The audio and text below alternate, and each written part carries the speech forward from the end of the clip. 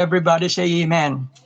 Praise God. Kagaya po ng kwento na aking narinig mga kapatid. Ewan ko kung totoong nangyari ito o kwento lang mga kapatid.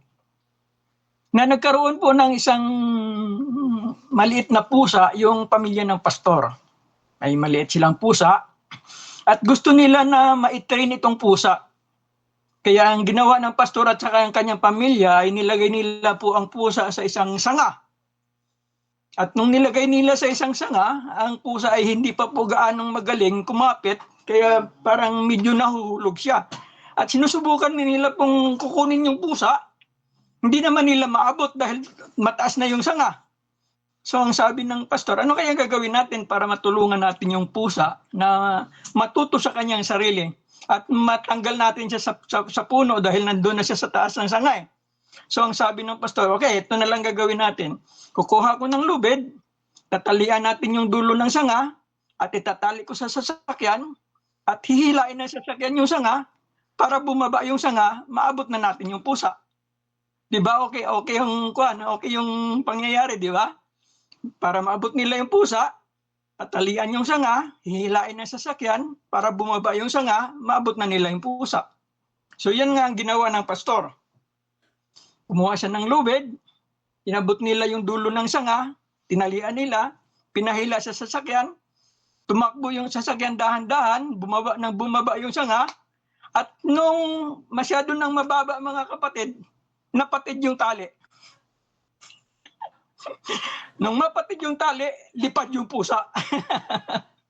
Sa kabilang dako mga kapatid. Okay? Nung mapatid yung tali mga kapatid, dahil sa mayroon ng stress yung sanga, yung pusa hindi pa gaanong marunong, lipad yung pusa. Tapos yung kwento mga kapatid. But actually, after 2 weeks mga kapatid, nagkaroon ng visitation nitong pastor doon sa kapitbahay na Kristiyano din, na kamembro rin. Sa pagpasok niya pa lang mga kapatid sa bahay, nakita niya yung pusa doon sa daanan, sa loob ng bahay. At alam niya na yun ay ang pusa nilang tinitraining. Pero hindi po siya nagsabi dahil nandoon sa loob ng bahay ng membro eh. Kaya, ang sabi niya na lang, sis, napakaganda ng alaga niyong pusa. Pero sa loob-loob niya, ito yung pusa ko eh. Ito yung pusa na lumipad na nung mapatid yung tali eh. Sa loob-loob niya, ito yung pusa namin eh. Pero hindi niya masabi dahil membro yun eh.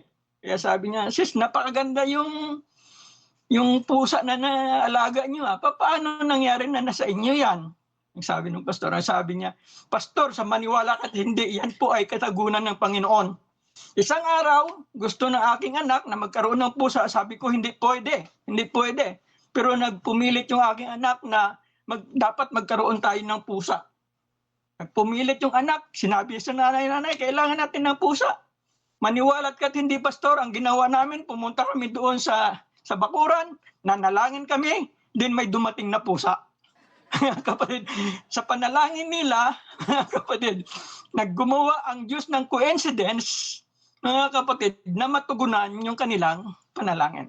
Ganon din mga kapatid sa atin kapag manalangin tayo sa Panginoon, God will always make a coincidence, mga kapatid, to suffice or to answer our prayers. And everybody say amen. Palakpakan po natin ang Panginoon, mga kapatid. Praise God. Pero hindi po yan ang message ko, mga kapatid. Another thing, mga kapatid, we are so glad na tayo po ay nabautismuhan sa pangalan ng Panginoon. Tayo po ay pinanganak sa tubig at ang karamihan sa atin po ay naipanganak na sa Espiritu Santo. And that is part of the plan of salvation. Yan po ay bahagi ng plano ng Diyos sa kaligtasan.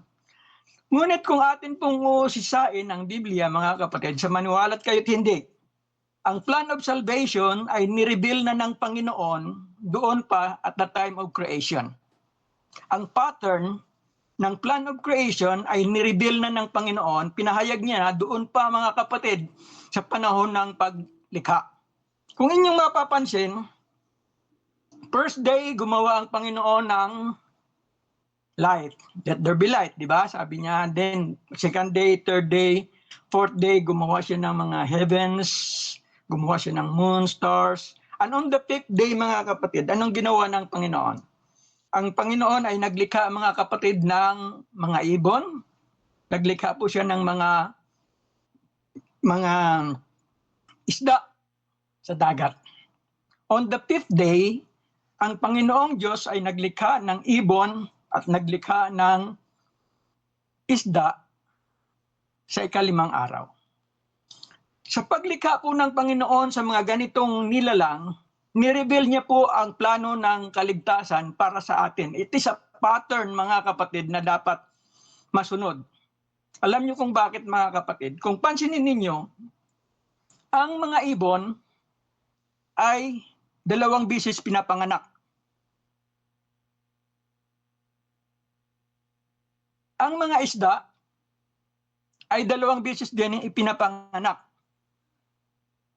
Napansin nyo? Ang mga ibon, unang kapanganakan, itlog. Tama, mga kapatid? Pangalawang kapanganakan, kapag napisa na yung itlog. So the 2 birds, mga kapatid, ang sa mga fowls of the air. Sa mga isda naman, mga kapatid, 2 kapanganakan din. Una, ang isda ay nangingitlog. That is the first birth. Ang second birth, kapag napisa na yung itlog at nagiging isda. And on the 6th day, God created man. Okay, and then the pattern goes on. So mga kapatid, kung ating pansinin, kaya nga sinabi ng Panginoon, maliban na ang tao ay ipanganak muli sa tubig at sa Espiritu Santo, ay hindi siya makakapasok sa kaharian ng Diyos. So ang pattern po ay pinahayag na ng Panginoon doon pa sa creation. That the pattern of being in the kingdom of God is to have 2 births. 2 beses ka ipanganak kailangan, mga kapatid. So kung ang sino man sa atin na hindi pa ipinanganak ng tubig at ng Espiritu, mga kapatid, kailangan po natin yan sa ating kapanahonan. Yan po ang pattern, yan po ang sinusundan. Yan po ang halimbawa ng Diyos, mga kapatid, na dapat nating sundin, na maliban sa ang tao ay panganak sa tubig at sa Espiritu, ay hindi siya makakapasok sa kaharian ng Diyos. And everybody say amen. So malinaw po para sa akin lang po, ito yung aking opinion, na ang mga isda, 2 beses pinanganak, ang mga ibon, 2 beses pinanganak as a pattern na dapat ang tao, sinabi ng Panginoon, maliban na ikaw ay pinanganak muli ng tubig at ng Espiritu, ay hindi ka makakapasok sa kaharian ng Diyos. So we need to have a new birth in order for us to be in the kingdom of God. And everybody say amen. At kung inyong papansinin, mga kapatid, kung inyong papansinin, Jesus Christ did not address the church as Christians. Hindi po ang Panginoong Hesus tumawag ng kanyang iglesia at tinawag niyang Kristiyano o Christians. Even the apostles did not address the people who follow Christ as Christians. Kailan sila tinawag na Christians, mga kapatid? Kung titingnan po natin ang Biblia, sila po ay tinawag na Christians sa Acts chapter 11 verse 26 doon sa Antioch. Dahil sila ay mga sumusunod sa yapak ng ating o sa gawa ng ating Panginoong Hesukristo. So ang tumatawag po sa atin na Christians ay yung mga tagalabas.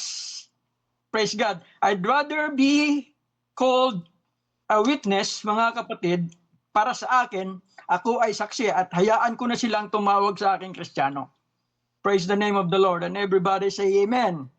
The apostles did not call themselves Christians, but yung mga tagalabas, mga kapatid, ang tumawag sa kanila na mga Kristiyano. Salamat sa Panginoon, mga kapatid, na sa ating mga ginagawa, sa ating pagsunod sa ating Panginoong Hesukristo, tayo po ay nare-recognize na mga Kristiyano dahil sa pagsunod po natin sa gawa o sa turo ng ating Panginoong Hesukristo. Praise the name of the Lord. So salamat po sa Panginoon na ang mga tagalabas ay nakaka-recognize, mga kapatid, sa inyo bilang tagapagsunod ng Panginoong Hesukristo, bilang mga anak ng Panginoong Hesukristo, bilang mga anak ng Diyos, mga kapatid, dahil sa pinapakita ninyong halimbawa, dahil sa pinapakita ninyong gawa, dahil sa pinapakita ninyong kaugalian na nanaayon sa mga pagtuturo ng ating Panginoong Hesukristo. Kaya katawag na Kristiyano na mga taga-labas. Praise the name of the Lord. But the apostles never called themselves Christians. Jesus Christ did not address the church as Christians, mga kapatid, ngunit ang mga tagalabas ang tumawag sa church na Kristiyano. So sa mga pahapyaw na kaalaman lang, mga kapatid, na nais kong maihatid sa inyo. But nais ko pong dadalhin ang inyong kaisipan, mga kapatid, sa Luke chapter number 15. Tayo pong lahat ay tumayo, mga kapatid. Let's go to the Word of God. Praise the name of the Lord. Kanina may Bible reading po tayo about the lost sheep. But hindi po yun ang topic ko, mga kapatid. Hindi po about the lost sheep, mga kapatid. Part of the idea, mga kapatid. Ngunit ang aking na po titingnan dito, ang ating pong titingnan ay Luke chapter number 15, verses 17 to 19, mga kapatid. Luke chapter 15, verses 17 to 19. At samantalang tinitingnan ninyo yan, mga kapatid, nais ko pasalamatan po ang ating music committee, ang ating mga musicians, ang ating MC, ang ating mga pulpit participants, ang ating multimedia na in charge, mga kapatid, mga sa ating communication, sa lahat po na may sa ating mga musicians, sa ating song leader, sa lahat na pulpit participants, sa mga ushers, sa lahat po, nais ko po magpasalamat sa inyo and pray na ang Panginoon ang lalong magpatuloy sa pagpapala sa inyo. Luke 15 verses 17 to 19. Ito po ang sinasabi ng Biblia, and when he came to himself, lagay po natin sa ating kaisipan, and when he came to himself, he said, how many hired servants of my father have bread enough and to spare, and I perish with hunger. Verse 18, I will arise and go to my father, and will say unto him, Father, I have sinned against heaven and before thee. Verse 19, and am no more worthy to be called thy son. Make me as one of thy hired servants. Praise God. Ang topic na aking dadalhin sa inyo ngayon, mga kapatid, ay na-inspired. Na-inspired dahil sa sinabi po ni Pastor Pablo noong nakaraang linggo. Debate yourself. Debatihin mo ang sarili mo. Ang sabi ni Pastor Pablo noong nakaraang linggo, naalala niyo yung sinabi niya yon, mga kapatid? Huwag kang makapagdebate sa iba. Debatihin mo yung sarili mo. Naalala niyo, mga kapatid, sinabi ni Pastor Pablo. So na-inspired po ako na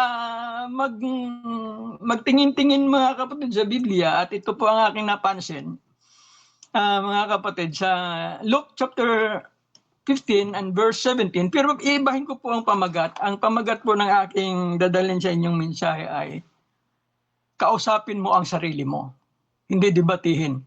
Kausapin mo ang sarili mo. Sino na sa inyo, mga kapatid, na kinakausap niyong sarili niyo? Nasubukan niyo na bang kausapin ang sarili niyo? Praise God. Tayo po ay manalangin. Panginoon, salamat po sa pagkakataon na ipinagkaloob mo sa amin. Dalangin po namin, Panginoon, na sa pagpaaming patikinig ng iyong mga salita, ay amin pong matunghayan, Panginoon, ang iyong kabutihan. Hallelujah. At ang aming kalagayan, Panginoon, sa iyong harapan. Salamat, Panginoon, na pinagbigyan mo kami ng pagkakataong ganito upang aming makakita, Panginoon. Hallelujah. At aming maalaman, Panginoon, ang iyong kalooban para sa amin. Salamat, Panginoon, sa mga pagpapala at salamat, Panginoon, sa iyong anointing sa araw na ito. Pinabalik namin ang kapurihan sa pangalan ng Panginoong Hesus. At ang lahat ay magsabing Amen. Praise God. Kamayan mo ang iyong katabi, mga kapatid, at sabihin mo sa kanya, kausapin mo ang sarili mo. Praise the name of the Lord. Praise the name of the Lord. You may be seated, mga kapatid. Maaari na po tayong maupo. Praise God. Sabi kasi ni Pastor Pablo, dibatihin mo yung sarili mo. Mga kapatid, ang sa akin naman, sabi ko, hindi naman siguro pwedeng debatihin ang sarili mo dahil magkakaroon ng dalawang opposing opinion yan, mga kapatid. So ang sabi ko, dapat kausapin mo na lang. Kausapin mo ang sarili mo, wala pang sakitan ng loob, mga kapatid, dahil kinakausap mo lang naman. So ganito po ang nangyari sa prodigal son, mga kapatid, kung inyong napapansin. Na dito po sa verse number 17, and he came to himself, natauhan po siya. Natauhan po siya sa mga pangyayari na kanyang nararanasan. At nung matauhan po siya, mga kapatid, sabi niya sa kanyang sarili, mga kapatid, kinausap niya sa kanyang sarili, hindi ba sabi niya maraming mga alagad ang aking tatay o mga alipin ng aking tatay at may mga nakakain sila doon? Marami silang, sagana sila roon. Bakit ako nandito? So kinausap niya po ang kanyang sarili. Ano ba ang nagawa ko, mga kapatid, ang sasakasan niyang kalooban lang siguro? Bakit ako nagtitiis dito? Samantalang doon sa tahanan ng aking ama ay mayroong kasaganaan. Minsan, mga kapatid, may mga pagkakataon na kapag tayo po ay naalagay sa kalanganin, dapat kausapin po natin ang ating sarili. Praise God. Na-inspire din po ito doon sa preaching ng aking apo, mga kapatid, nung nakaraang linggo. Mga kapatid, what if? Okay, so sabi ko, mas maganda siguro kausapin mo yung sarili mo. Kausapin mo yung sarili mo, bakit nangyari ang ganon? Bakit ganon ang desisyon mo? Kausapin mo yung sarili mo. May mga pagkakataon, mga kapatid, sa buhay mo na kailangan mo kausapin o suriin ang sarili mo. Bakit nagkagaganito? Bakit nagkaganito? Bakit nagkaganito? Mga kapatid, ikaw lamang ang makakasagot sa tanong mo dahil kinakausap mo yung sarili mo. Sa panahon na kinakausap mo yung sarili mo, mga kapatid, din mabulay-bulay mo na, mga kapatid, kung ano ang mga nangyayari. Nagkakaroon ka na ng tamang desisyon, magkakaroon ka na ng tamang pasya, mga kapatid, kapag nakita mo na ang mga dapat mangyari kapag kinausap mo yung sarili mo. Praise the name of the Lord. Hallelujah. And everybody say amen. So nung kinausap niya po, nung matauhan siya at nung nakausap niya na ang kanyang sarili, mga kapatid, sabi niya, uuwi ako sa bahay. Uuwi ako sa bahay, mga kapatid. Now, kung inyong titingnan, mga kapatid, may tatlong talinhaga dyan sa Luke chapter number 15 at ang isa po ay binasa na natin kanina, mga kapatid, sa Bible reading, na ang unang talinhaga, mga kapatid, ay mayroong isang tupa na nawala. At yun po ay hinanap ng kanyang pastol. At nung matagpuan, ito po ay kanyang pinasan at binalik doon sa kanilang tahanan. Ang pangalawa, mga kapatid, ay yung nawalang mamera. Ang nawalang mamera, mga kapatid, ay anong ginawa ng nawawalan ng mamera? Hinalungkat niya yung buong bahay, mga kapatid. Nilinis niya yung buong bahay hanggat sa matagpuan niya yung mamera. At nung matagpuan niya yung mamera, nagkaroon po sila ng kagalakan, nagkaroon po ng pagpapasalamat, nagkakaroon po ng jubilation, mga kapatid, nung matagpuan yung mamera. Ngunit, mga kapatid, dito po sa third parable, the parable of the prodigal son, kung inyong mapapansin, mga kapatid, nung umalis yung mapanibugong anak, ano ba yon ang tamang term dyan? Nung umalis po yung prodigal son, kung inyong napapansin, hindi po siya hinanap ng kanyang tatay. Ang tatay po ay hindi lumabas upang hanapin siya. Hindi kagaya nung nawala ang tupa, hinanap po siya ng kanyang pastor. Nung mawala yung mamera, hinanap po ng babae. Pero nung mawala yung bata, yung prodigal son, hindi po siya hinanap ng kanyang tatay. Napansin niyo ba, mga kapatid? Now, kung inyong titingnan, ang tupa, kapag nawawala, alam niya na siya ay nawala. Ngunit hindi niya alam kung paano bumalik. Kaya kailangan siyang hanapin para makabalik. Kung hayaan mo lang siya mga kapatid, hindi niya alam kung paano bumalik. Kaya kailangan siyang hanapin. Kaya hinanap siya ng pastor. Alam ng tupa na siya ay nawawala at alam ng tupa na siya ay naliligaw, ngunit hindi niya alam kung paano bumalik. Kaya hinanap siya ng kanyang pastor para maipanumbalik. Pangalawa, yung nawalang mamera. Hindi alam ng mamera na siya ay nawawala. Pansin niyo ba mga kapatid? Walang kaalam-alam yung mamera na nawawala siya. Pero nandoon lang siya sa loob ng bahay. Hindi naman siya nawala sa labas. Nandoon lang siya sa loob ng bahay. Pero mga kapatid, hindi alam ng taga-bahay kung nasaan siya. Kaya ang turing sa kanya ng may-ari, siya ay nawawala. Dahil hindi siya natatagpuan, bagamat siya ay nasa loob ng tahanan, hindi siya natatagpuan ng may bahay kung nasaan siya. Kaya anong ginawa ng may bahay? Siya po ay hinanap. Mga kapatid, ang iba sa atin ay kagaya ng tupa na kailangan pa hanapin ng pastor. Dahil alam natin na tayo ay naligaw, ngunit hindi tayo marunong kung paano bumalik. Ang iba naman sa atin mga kapatid ay kagaya ng mamera. Hindi natin alam na tayo'y nawawala, pero alam natin na tayo nasa simbahan, pero hindi natin alam na tayo nawawala. At hinahanap na tayo ng ating Panginoon. Hinahanap na tayo ng may-ari ng tahanan. Hinahanap, bagamat nandyan ka physically mga kapatid, ngunit kung ang iyong espiritu, ang iyong pagpupuri ay wala dyan, ang tingin sa iyo ng Panginoon ay nawawala. Kaya hahanapin ka ng Panginoon. Saan na kaya ang pagpupuri ng aking anak?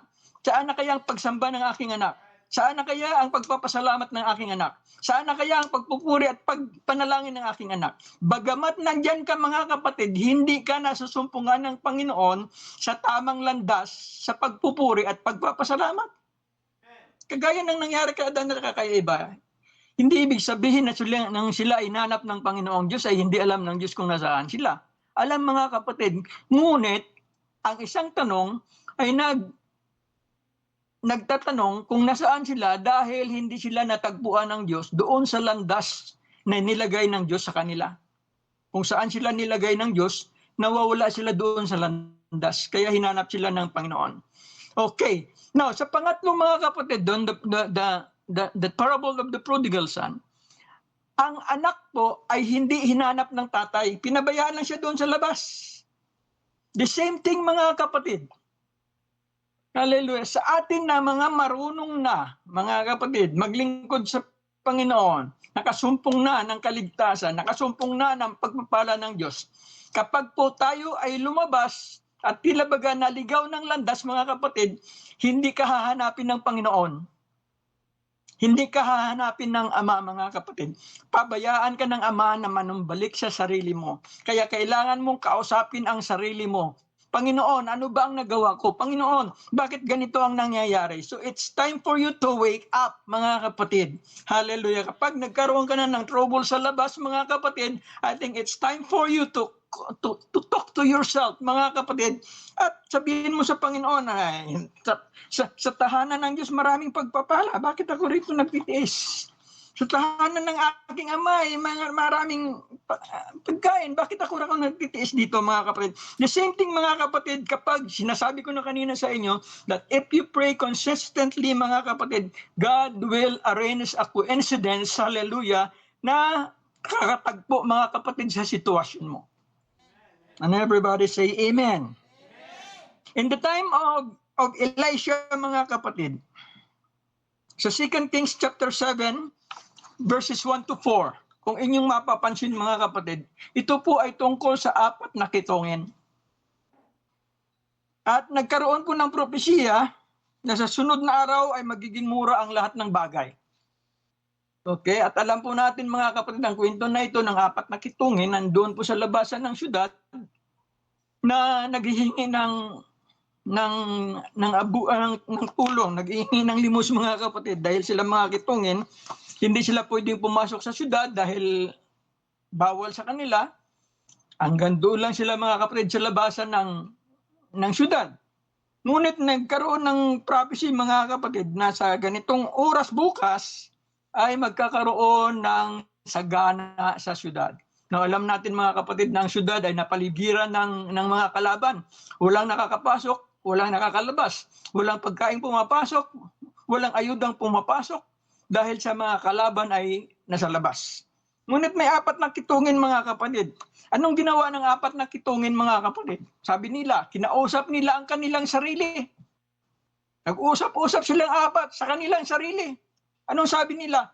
Kung manatili tayo rito, mamamatay tayo. Pero kung subukan nating pumunta doon, malay mo. Sabi nila, kung subukan nating pumunta doon, hallelujah, praise God, malay mo ang Panginoon na gumawa ng kaparaanan para mawala na yung problema natin. Nung kinausap nila ang kanilang sarili mga kapatid, they have decided mga kapatid na pumunta doon sa kuta ng mga kalaban. Kaya nung patuloy sila pong pumunta roon, anong ginawa ng Panginoon? God arranged a coincidence mga kapatid. Ang Panginoon ay gumawa ng pangyayari. Kung samantalang sila ay naglalakad mga kapatid, nagmamarcha mga kapatid, mga kitungin, apat na kitungin na nagmamarcha papunta doon mga kapatid sa kuta ng kalaban. Anong narinig ng kalaban mga kapatid? Ang narinig ng kalaban ay maraming mga sundalo na nagmamarcha papunta sa kanilang kuta. Kaya anong kanilang ginawa mga kapatid? Nagsitakbuhan sila mga kapatid. Nagsitakbuhan sila, natakot sila mga kapatid sa tunog ng marcha ng napakaraming sundalo. Ngunit sa totoo lang mga kapatid, apat na kitungin lang yung nagmamarcha, pilay-pilay pa ang paglakad mga kapatid. So kapag ikaw mga kapatid ay sumusunod, hallelujah, sa kalooban ng Diyos, ang Diyos ay gumagawa ng mga pangyayari. God will make a coincidence mga kapatid, hallelujah, para mabuo o para matugunan ang mga pangangailangan sa ganyang sitwasyon. And everybody say amen. So after they talked to themselves, they decided to go to the place of the enemy, mga kapatid. Sabi niya, kung manatili tayo rito, sabi nila sa kanilang sarili, matay tayo sa gutom. Hindi naman tayo pwede pumasok sa syudad, papatayin tayo ron. Ano kaya kung subukan natin pumunta doon sa kuta ng ating kalaban? Kaya nung nakausap na nila ang kanilang sarili, nag-uusap-usap na sila mga kapatid, pumunta sila doon sa kuta ng kalaban. At ang Diyos ay gumawa ng kaparaanan mga kapatid upang matugunan ang kanilang pangangailangan at upang matupad ang propesya na bukas ay magkaroon ng sagana at murang bilihin. Praise God. Palakpakan po natin ang ating Panginoon mga kapatid. Glory to the name of the Lord. Hindi ba kahanga-hanga ang ating Panginoon mga kapatid? Praise God! At isa pa mga kapatid, kung ating titingnan po sa Matthew 9 verse 21 at saka sa Mark 5 and 28, ito po ay tungkol sa isang babaeng may sakit na agas mga kapatid. Okay? Ang sabi ng Biblia na ang babaeng ito ay may inagasan ng dugo for how many years? 12 taon. Ngunit nung marinig niya po, kung ating titingnan mga kapatid na Matthew 9:21 at saka sa Mark 5:28, nung marinig niya po na ang Panginoon ay andyan sa lugar na yan, kinausap niya ang kanyang sarili. Kinausap niya ang kanyang sarili. Praise God. Tingnan po natin sa Matthew 9:21. Ano pong sinasabi ng Biblia? Sabi po ng Biblia dito sa Matthew 9:21, and she said within herself, at sabi niya sa kanyang kaloob-looban, if I may but touch his garment, I shall be whole. Nung kinausap niya ang kanyang sarili, sabi niya, kung mahipo ko lang ang kanyang damit, okay na. Gagaling na ako. Mga kapatid pa, minsan-minsan sa ating determination, sa ating pong mga circumstances, kailangan po natin kausapin ang ating sarili. At pag nakausap na natin ang ating sarili, we'll make a decision, mga kapatid. Hallelujah. Pag nakausap mo na yung sarili mo, na pagbulay-bulayan mo na yung mga pangyayari, make a decision that is favorable for you and for God. And everybody say, praise the Lord. Praise God. Kaya, ang sabi ng babae, matapos niya na nakausap ang kanyang sarili, she said to herself, within herself, sabi niya, and she said within herself, if I may but touch his garment, I shall be whole. Salamat sa Panginoon, mga kapatid. Nangyari nga. Nagkaroon siya ng pagkakataon na mahipo ang laylayan ng damit ng ating Panginoon. Mga kapatid, nung mahipo niya ang laylayan ng damit ng Panginoon, alam niyo na kung anong nangyari, mga kapatid. Sabi ng Panginoon, "Ops, sino ang humipo sa akin?" Sa milyon o sa dami-dami bang mga tao doon, mga kapatid, na nagsisikuhan na para makita lang ang Panginoon, nag-agagawa na ng pwesto para lamang makalapit sa Panginoon. Tapos sasabi pang Panginoon na, sino ang humipo sa akin? Mga kapatid, parang kakaibang pangyayari, ano? Parang kakaibang sitwasyon. Panginoon, di ba napakarami ng tao dito, tapos sasabihin mo may humipo sa'yo? Lahat kami, Panginoon, humihipo sa'yo. Lahat, Panginoon, na lumalapit sa'yo, nahihipo ka, Panginoon. Naaabot ang yung damit, Panginoon, na nasasagi ang yung mga pananamit, Panginoon. Bakit sasabihin mo may humipo sa akin? It's because, sabi ng Panginoon, dahil mayroong kapangyarihan na nangyayari. Mayroong kapangyarihan, mga kapatid, sa paghipo sa laylayan ng ating Panginoon. Laylayan ng damit ng ating. After the woman took to herself, mga kapatid, ang Diyos ay nagkaroon ng coincidence, mga kapatid. Hallelujah. God arranged a coincidence. Hallelujah. Sa ganong pangyayari, matapos na nakausap niya ang kanyang sarili, at siya po ay gumaling sa kanyang karamdaman. Sa panahon yan, wala na siyang pera, mga kapatid. Nagastos niya for 12 years, mga kapatid. Lahat ng espesyalista, pinuntahan niya na. Lahat ng alam niyang manggagamot, pinuntahan niya na, mga kapatid. Naubos na ang kanyang pera, naubos na ang kanyang kayamanan, nabenta niya na ang lahat ng kanyang ari-arian. Hindi pa rin siya gumaling, mga kapatid.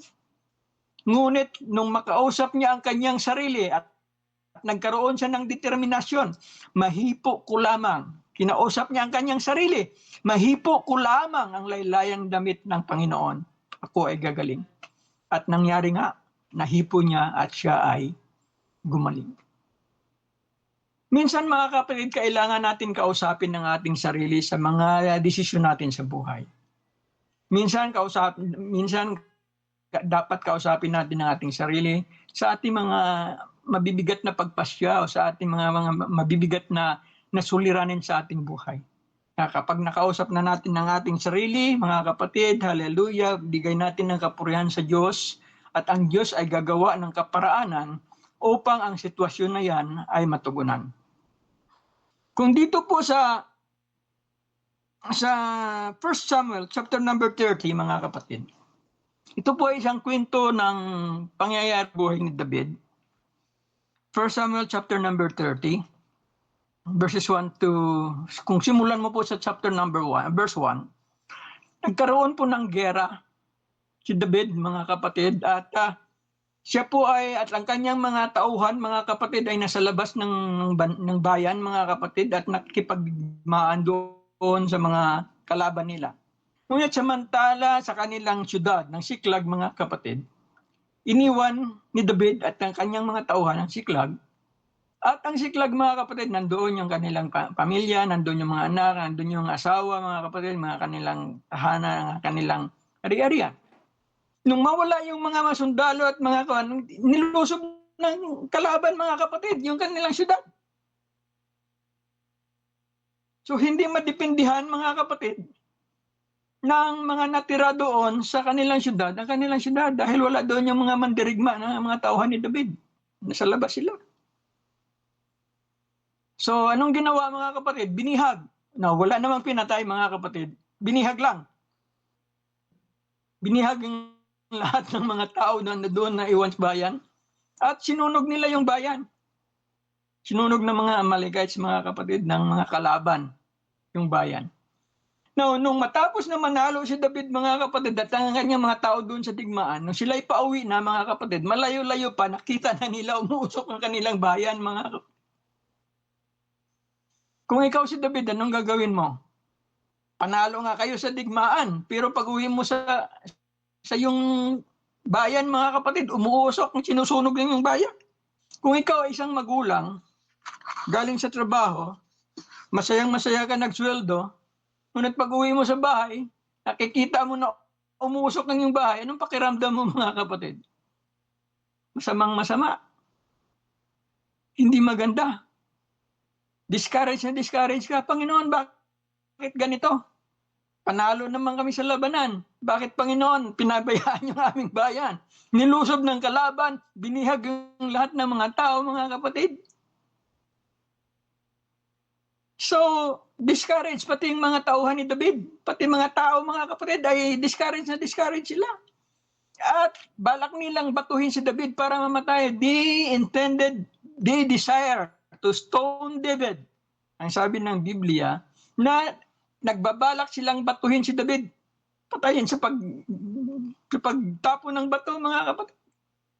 Nung malaman ni David ang ganitong pangyayari, anong sabi ng verse number 6? But David encouraged himself in the Lord. Anong ginawa ni David? Kinausap niya ang kanyang sarili sa harap ng Panginoon. He encouraged himself in the Lord. Mga kapatid, siguro sinasabi ni David, sa sarili niya, marami ka ng dinaanang pagsubok. Marami ka ng pinatay na leon. Marami ka ng pinatay na uso. Marami ka ng napagtagumpayan. Sa ganitong pagkakataon, huwag kang ma-discourage dahil ang Panginoon ay tutulong sa iyo. So kinausap ni David ang kanyang sarili. He encouraged himself. Walang mag-i-encourage sa kanya, mga kapatid, at that time. Wala siyang pastor at that time. Walang taong gustong tumulong sa kanya at that time. Wala siyang malapitang kamag-anak at that time. Wala siyang malapitang matalik na kaibigan at that time. Mga kapatid, ang mga tao ay gusto siyang patayin.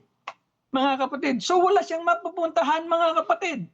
Nag-iisa na lang si David, siguro, mga kapatid. At ang mga tao ay gusto na siyang batuhin. Ang mga tao ay gusto na siyang patayin, mga kapatid, dahil sa nangyari na ang kanilang bayan ay binihag ng kalaban. Ngunit anong ginawa ni David? He took to himself. Kinausap niya ang kanyang sarili. He took to himself and encouraged himself in the Lord. Sa panahon, mga kapatid, na tila baga wala ka ng kamag-anak na malapitan. Wala ka ng kaibigan na malapitan. Wala ka ng friends. So wala ka ng kasusyo na malapitan. Wala na pwedeng malapitan. Ang lahat ay galit na sa iyo, mga kapatid.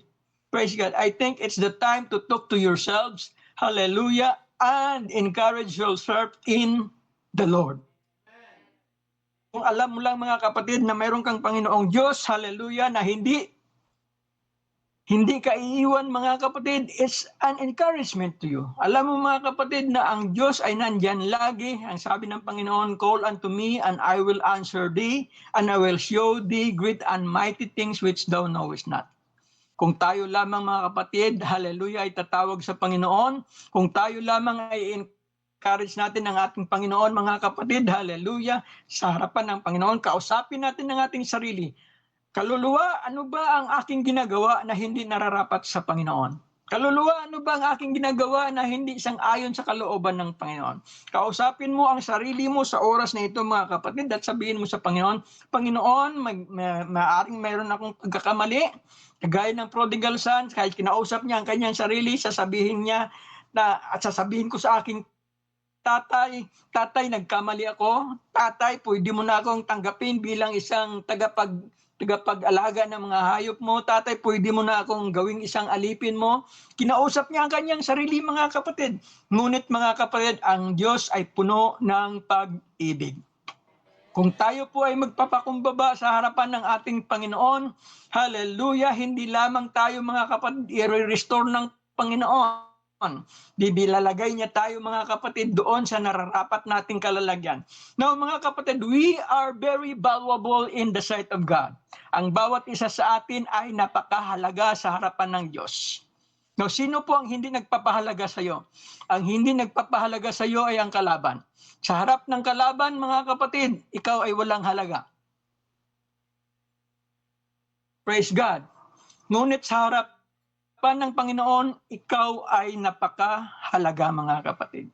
Now, maalala ko mga kapatid ang isang kwento, ewan ko lang kung totoo ito, pangyayari lamang, na mayroong isang tatay na binigyan niya ng regalo ang kanyang anak ng isang lumang sasakyan. Tapos mga kapatid, ang sabi ng tatay, anak, bibigay ko ito sa iyo ang isang lumang sasakyan. Pwede mo itong gamitin. Sabi niya, tatay, magkano naman ito? Sabi ng tatay niya, di alamin mo kung magkano yan. Okay, so sabi ng tatay, okay, so una, dinala niya ang sasakyan doon sa junk shop. Kasi lumang-luma na nga eh. Sabi niya doon sa mga taga-junk shop, palagay niyo magkano itong halaga ng aking sasakyan. So tiningnan po ng taga-junk shop yung kanyang sasakyan at sinabi, 5,000 na lang yan. Dahil lumang-luma na yan. Sira-sira na yan. Wala nang halaga yan. 5,000 na lang yan. Sabi ng junk shop. Okay. So, sabi niya, okay, 5,000 na lang pala to sa junk shop. So, hindi niya binenta mga kapatid dahil 5,000 lang eh.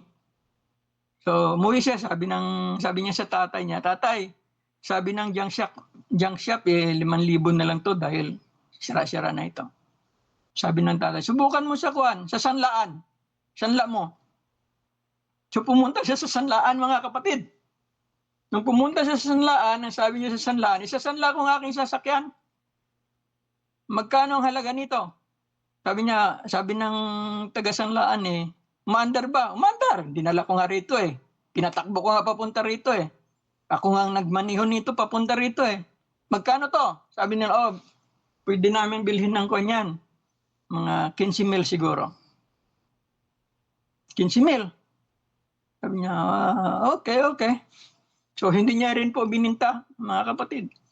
Sa junk shop, ang halaga ay 5,000 na lang. Sa sanlaan, tumas ng konti, naging 15,000. Tapos sabi ng tatay, okay.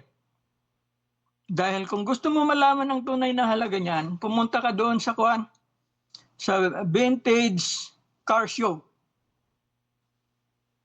So nagkaroon po ng vintage car show. Dinala niya yung sasakyan doon sa vintage car show, mga kapatid. At nung makita ng mga taga-vintage car show yung sasakyan, hangang-hanga sila mga kapatid. Dahil nag-iisa na lang ang sasakyan yon sa panahon na yun po'y ginawa. Luma na nga siya, pero nag-iisa na lang siyang natira mga kapatid sa buong batch ng sasakyan. Kaya ang sabi ng mga taga-car show, masyadong mahal yan. Hindi namin kayang bilhin yan. Dahil yan ay vintage, mga kapatid. Umabot na ng 150,000, hindi niya pa bininta, mga kapatid. So kung ating dadalhin yung sasakyan doon sa junk shop, 5,000 na lang. Kung ating dadalhin sa sanlaan, 15,000 pa siya. Pero kung dating dadalhin doon, mga kapatid, sa vintage car show, aabot pa siya ng 150,000. So mga kapatid, ang value ng isang bagay ay depende doon sa lugar. Mga kapatid, sa labas, maari wala ka ng halaga. Yung mga kamag-anak mo ay maaring sabihin, wala ka ng halaga. Hindi ka na pinahalaga ng iyong kamag-anak. Hindi ka na pinahalaga ng iyong mga katrabaho. Hindi ka na pinapahalaga ng iyong mga kakilala. Hindi ka na pinapahalaga ng iyong kaibigan.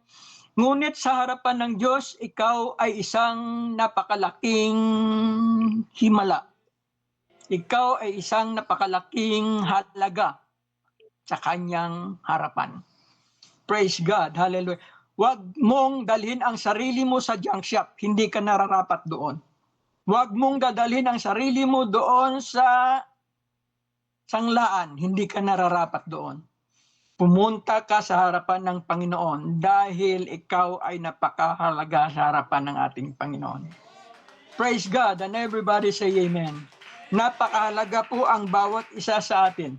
Ngunit dapat lang po natin, hallelujah, sasabihin sa ating sarili, dapat kausapin natin ang ating sarili, Panginoon, salamat sa pagpapahalaga mo sa akin.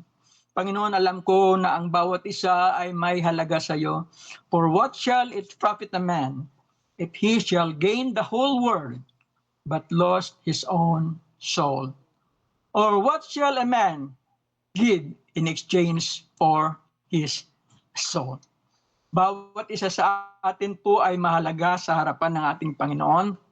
Praise God, dapat lang po natin kausapin ng ating sarili at ilagay po natin ang ating sarili, mga kapatid, doon sa lugar na nararapat para sa atin, na napakahalaga sa harapan ng ating Panginoon. And everybody say, praise the Lord. Praise the name of the Lord. Hallelujah. Dapat lang po natin, mga kapatid, ingatan, mga kapatid, ang ating sarili at dapat po tayo sumunod sa mga instructions na pinapasunod po sa atin. Dapat po natin sundin ang mga gabay at dapat po natin sundin ang mga lituntunin, mga kapatid, na mga pinapasunod sa atin. Naalala ko po yung mga kapatid ng isang kwento, aywan ko lang kung totoong nangyari ito dito sa Amerika, mga kapatid, na mayroong isang sheriff, mga kapatid.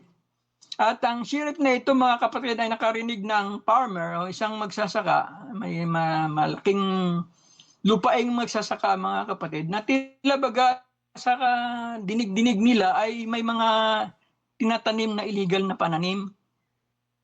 Kaya ang sabi ng sheriff, mga kapatid, kumuha siya ng otorisasyon sa mga may kapangyarihan sa kanilang bayan, sa kanilang state, mga kapatid, at binigyan niya siya ng authorization, binigyan siya ng badge, mga kapatid, upang suriin yung lupain.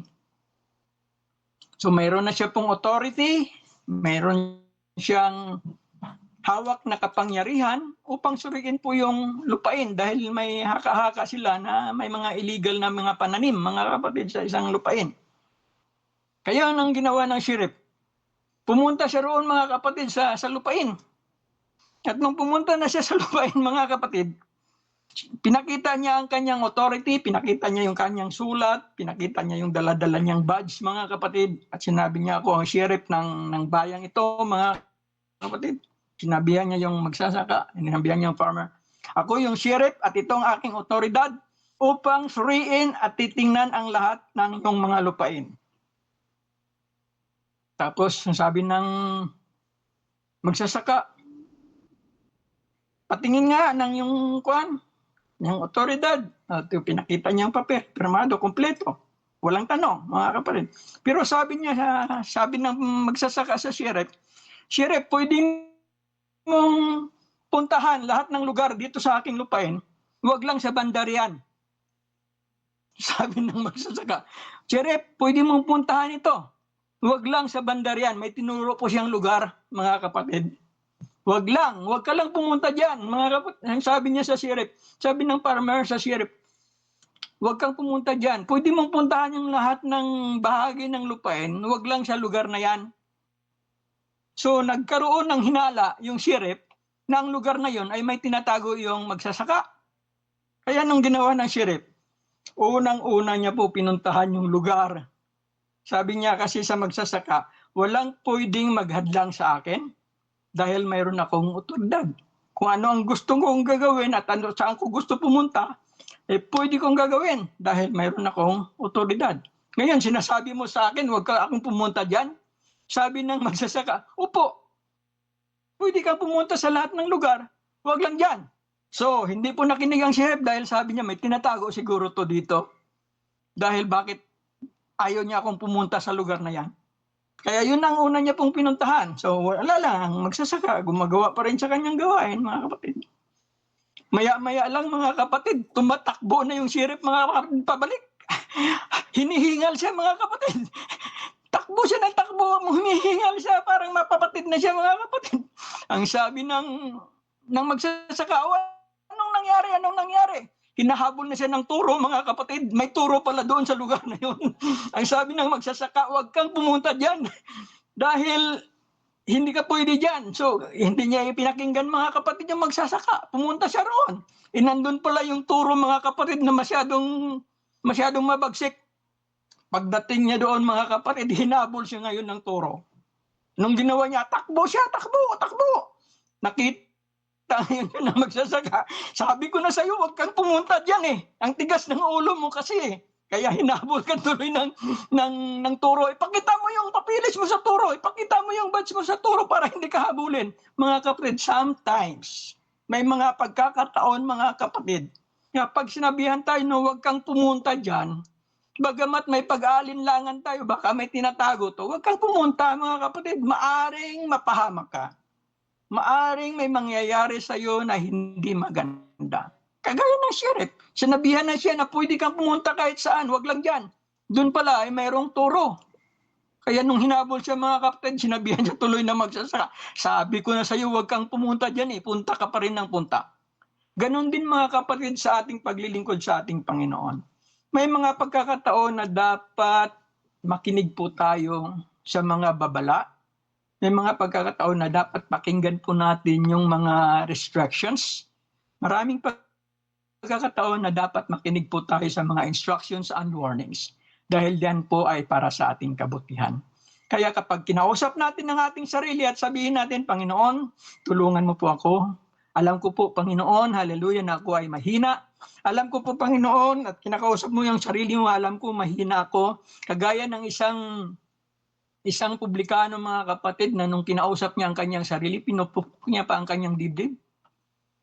Sabi niya, ako po, Panginoon, ay makasalanan. Pinupukpok niya pa ang kanyang dibdib. Samantala, ang mga Parisiyo at mga Sadusiyo ay nagbibigay ng pakitang tao, mga kapatid. Ngunit itong isang publikano, nakaupo pa siya, mga kapatid, kinakausap ang kanyang sarili at pinupukpok pa ang kanyang dibdib. Sinasabi niya, Panginoon, alam ko ako ay nagkasala. Panginoon, ako ay makasalanan. Ngunit Panginoon, alam ko na ikaw ay mahabagin. Alam ko, Panginoon, na ikaw ay maunawain. Alam ko po, Panginoon, na ikaw ay nakakaintindi ng aking pangangailangan. Kaya sa araw na ito, mga kapatid, maaring may problema ka. Maaring may sitwasyon ka na hinahanap.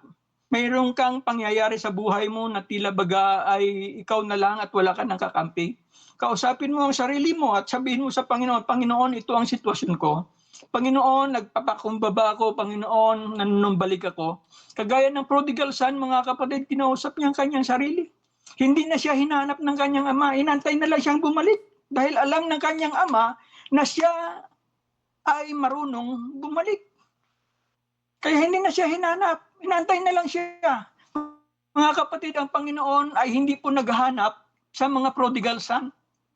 Ang hinahanap po ng Panginoon ay yung mga tupa na nawawala.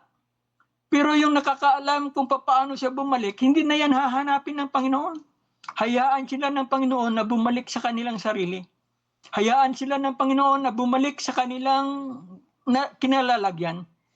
Praise the name of the Lord. Hallelujah. Sapagkat alam ng Panginoon na kapag ikaw ay isang tunay na anak ng Diyos, babalik at babalik ka sa landas na iyong nakasanayan. Babalik at babalik ka sa landas na pinaglalagyan sa iyo ng ating Panginoon. Hahanapin at hahanapin mo ang fellowship kung saan ka natutong magpuri sa ating Panginoon. Hahanapin at hahanapin mo ang mga pagpapala ng Diyos kung saan mo natanggap ito noong unang panahon. Praise the name of the Lord. Kaya sa araw na ito, mga kapatid, minsan-minsan, kausapin po natin ang ating sarili. Kung tayo po ay nawawala at alam natin na tayong nawawala, kailangan po natin bumalik sa paanan ng ating Panginoon. Kagaya ng tupa, nawala siya at hindi niya alam, mga kapatid, kaya kailangan siyang hanapin. Ngunit ang iba sa atin ay magiging kagaya ng mga mamera, nawawala, hindi nila alam na sila'y nawawala, mga kapatid. They enjoy everything that is in the church, mga kapatid. Ngunit sa harapan ng Diyos, sila ay nawawala dahil hindi na po sila nasusumpungan ng Panginoon na nagpupuri. Hindi na sila nasumpungan ng Panginoon na nagsisimba ng maayos. Hindi na sila nasumpungan ng Panginoon na nananalangin. Hindi na sila nasumpungan ng Panginoon na nagiging faithful sa kanilang giving. Kaya Hinanap sila ng Panginoon, bagamat dyan lang sila sa church. They enjoy everything that is in the church. But still, God is looking for you. He is looking for your willing heart. He is looking for your faithfulness. He is looking for your prayers. He is looking for your praises. He is looking, hallelujah, hallelujah, for your dedication, mga kapatid, sa harapan ng ating Panginoon. Kaya sa oras na ito, mga kapatid, pagbulay-bulayan natin ang salita ng Panginoon. Sabihin natin sa ating sarili, kausapin natin ang ating sarili. Sarili ko, karapat-dapat ba akong maglingkod sa Panginoon? Karapat-dapat ba ang mga ginagawa ko upang mabigyan ko ng kapurihan ng aking Panginoon? Tayo pong lahat ay tumayo, mga kapatid. Praise the name of the Lord. Hallelujah. At ihanda po natin ang ating sarili, nakausapin natin ang ating sarili. At ihanda po natin ang ating sariling makipag-usap sa ating Panginoon. Dahil sa oras na ito, nagsasabi ang Panginoon, "O come unto me, all ye that labor and are heavy laden, and I will give you rest." Sabi ng Panginoon, lumapit kayo, kayong nabibigatang lubha, at bibigyan ko kayo ng kapahingahan. Sa oras na ito, mga kapatid, maaari ang prodigal son ay napagbulay-bulayan niya na sa kanyang sarili at sabi niyang, babalik ako sa tahanan ng aking Panginoon. At sa tahanan ng aking ama, may maraming pagkain. Sa tahanan ng aking ama, sasabihin ko sa kanya, ama, hindi na ako karapat-dapat na magiging anak mo, hindi na ako karapat-dapat na magiging isa sa mga tagapagmana mo. Ngunit mga kapatid, ang tingin ng Panginoon sa kanya ay isa pa ring napakahalagang bagay. Binigyan pa rin siya ng value ng Diyos dahil hindi naman po nawala ang value niya nung siya po ay nawala sa tahanan ng Diyos.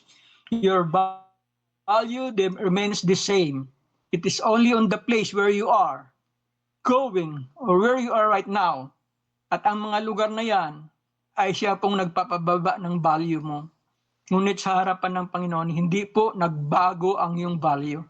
Ang value mo is still the same. Kagaya po ng pera, isang malutong na 100, kahit na ito po ay punit-punit na, ang halaga niyan ay 100 pa rin.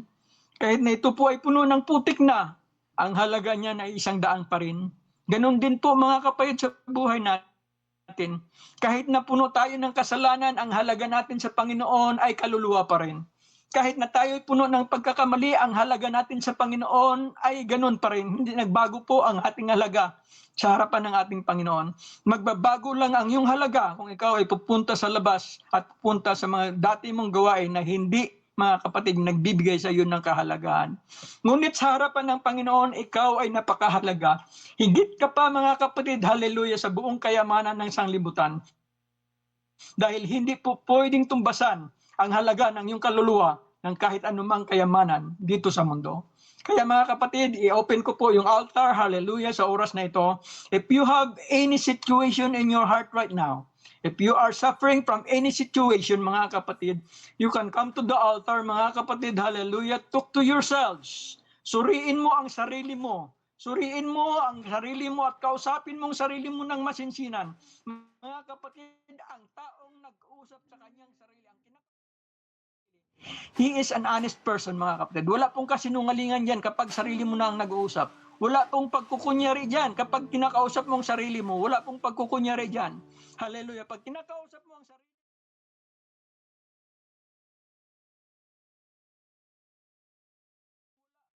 kasinungalingan dyan. Hallelujah. That is talking to yourselves and that is honest.